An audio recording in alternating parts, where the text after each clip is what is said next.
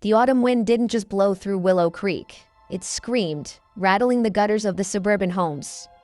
Inside the Miller residence, the silence was heavy, broken only by the ragged breathing of a child. 5-year-old Leo lay tangled in his sheets, his small body radiating heat like a furnace. The digital thermometer on the nightstand glared a terrifying red, 104 degrees Fahrenheit. It's viral, Sarah. It has to be.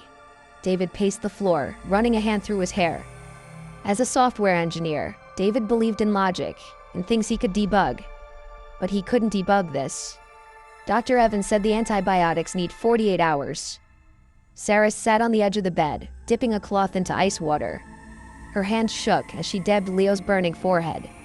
It's been 3 days, David. He's fading. It is not a virus. The voice came from the shadows in the corner. Grandma Rose sat in her rocking chair, the creak, creak, creak rhythm matching the ticking clock. Her knuckles were white around her rosary. David, I told you, it's her. David groaned, the exhaustion finally cracking his voice. Mom, stop, please. I saw it with my own eyes, Rose hissed, leaning forward. Mrs. Holloway, at the grocery store last Tuesday. She didn't just look at him, David. She devoured him with her eyes. She touched his face and said, such a beautiful life, pure envy. An old, bitter woman who lost her son, now stealing the life from yours. It's the Malocchio, the evil eye. That is medieval superstition. David snapped, his patience snapping. Mrs. Holloway is a harmless, lonely widow. She was being polite. Polite? Rose stood up, her eyes wide with terror. Look at your son. The doctors are clueless. The fever only spikes at night. We need to break the connection. I have the sage. I know the prayers. Absolutely not. David barked, pointing a finger at her. No witch doctor nonsense in my house. If that fever isn't down in an hour, we're going to the ER. He stormed out to make another frantic call to the pediatrician. Sarah looked at her suffering child, then at the old woman. Logic was failing her. Fear, cold and primal, took over. What if David is wrong? Later that night, the storm intensified. Thunder shook the foundations, and the power grid gave up. The house plunged into total darkness. Leo woke up screaming. He thrashed against the pillows, eyes wide but seeing nothing, crying out about shadows crawling on the walls. He's burning up, he's convulsing. Sarah screamed, panic seizing her throat. Let me save him, Sarah. Grandma Rose whispered, stepping into the moonlight with a bundle of dried sage and an old silver amulet.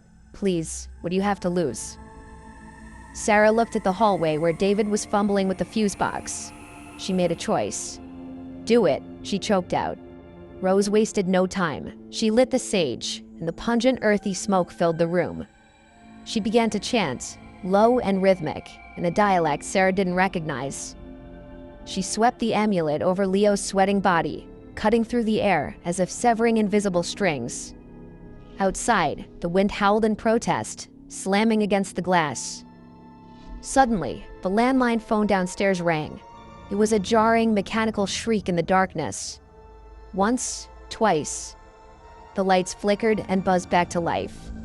David came running up the stairs, breathless. He stopped at the doorway, smelling the smoke, his face twisting in anger. What the hell is going on? I told you.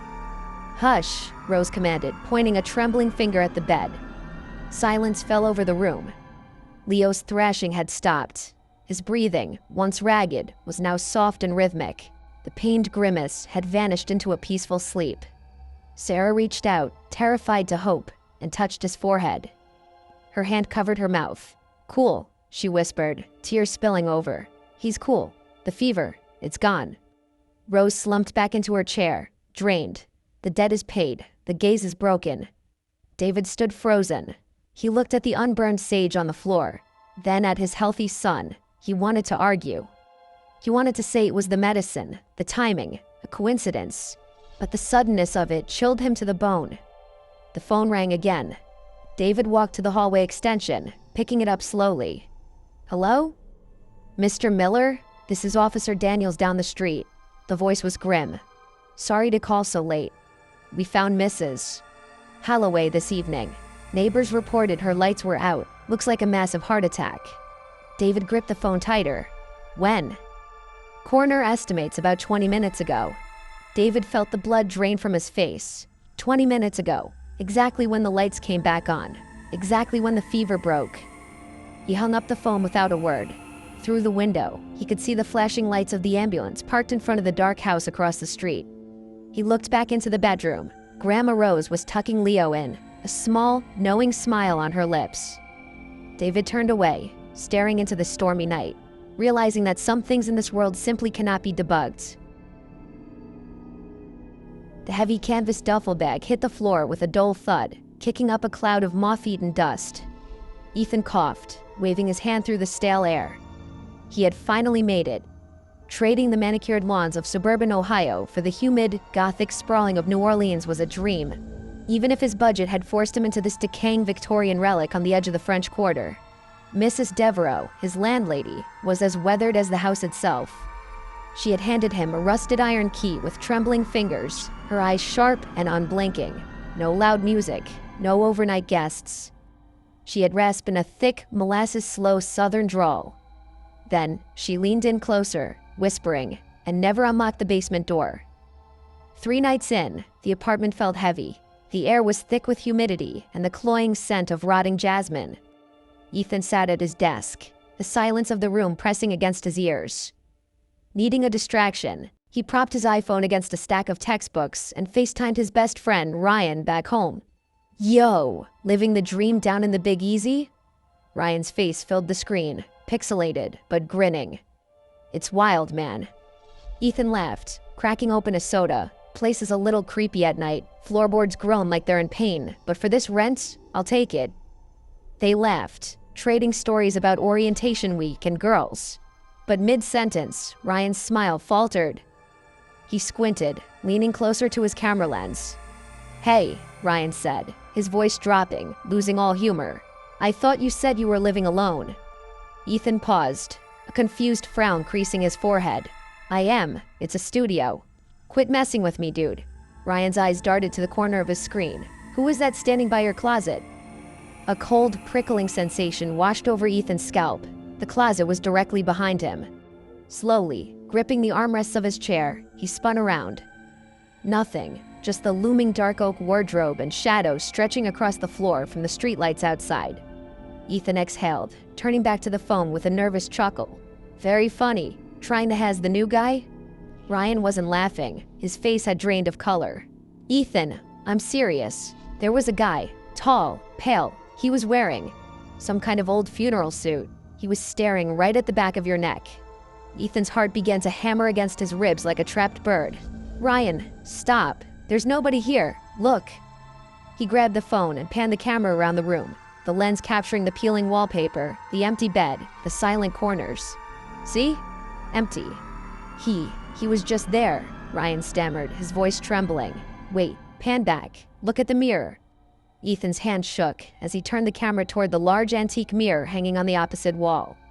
On the phone screen, he saw the reflection of his room. And there, standing directly behind his own reflection, was a tall, shadowy figure. Its eyes were hollow pits of darkness. Ethan dropped the phone. It clattered onto the desk, landing screen up. Ethan, get out, run, Ryan screamed from the tiny speaker, his voice tinny and frantic. Ethan tried to move, but his legs felt like lead. The temperature in the room plummeted, misting his breath. A foul stench filled his nose, damp earth, and something sweeter, like decay. He suddenly remembered Mrs. Devereaux's warning and the whispered rumors of the tenant who had vanished in this very room decades ago. Slowly, terrifyingly, a weight settled on his shoulder. It wasn't a hand. It felt like long skeletal icicles gripping his flesh. Ethan whispered, his voice barely a breath. Mrs. Devereaux, you didn't keep the basement locked to keep me out, did you? On the phone screen, the video glitched violently. The last thing Ryan saw was Ethan's terrified face being yanked backward into the darkness, followed by a scream that was abruptly cut short. Then, the connection died. I was desperate. That's the only reason I took the job. After months of rejection, letters, and empty pockets, the caretaker position at Blackwood Cabin felt like a lifeline. It was deep in the Appalachian foothills, isolated, rugged, and rumored to be cursed. Locals whispered that previous caretakers hadn't just quit. They were found dead, their faces frozen in masks of sheer terror. But hunger speaks louder than ghost stories, so I packed my bags. The journey there was a long, lonely ride on a midnight Greyhound bus. Outside, the autumn moon cast long skeletal shadows across the passing cornfields. By 2 a.m., the bus was silent. I woke up from a restless nap to find the cabin nearly empty. The only other passenger was sitting a few rows ahead, a massive figure shrouded in a tattered trench coat and a wide-brimmed hat. Something about him felt heavy, primal. Curiosity got the better of me. As I walked down the aisle to stretch my legs, the man turned. I froze, mid-step. His face was wrong. It was elongated, unnatural, covered in a coarse, thick beard that didn't look human. But it was his eyes that stopped my heart yellow, with vertical pupils, like a goat. Got a light? The voice was a low, raspy growl that seemed to vibrate in the air. My hands trembled as I pulled out my silver Zippo. I flicked it open, the flame dancing in the dark. He leaned in, lit a hand-rolled cigarette, and nodded slowly. He didn't return the lighter. Frankly, I was too terrified to ask. I scrambled back to my seat, heart hammering against my ribs, until the bus finally screeched to a halt at my stop. The first few days at the cabin were peaceful, just the wind howling through the ancient pines. But on the fourth night, the silence was shattered. It wasn't a ghost. It was Ray, the local driver who had dropped me off. He knew I had my advance pay in cash. Crash. The door flew open. Ray stood there, a tire iron in his hand and a manic look in his eyes. "Hand over the cash, kid. Don't make this messy," he sneered, lunging at me.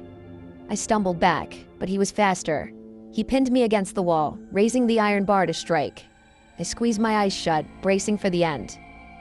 Suddenly, the entire front wall of the cabin seemed to explode inward. Ray spun around, the color draining from his face. Standing in the shattered doorway was a towering silhouette, 7 feet of pure muscle and rage. Burning yellow eyes pierced the darkness. It moved with a speed that defied nature.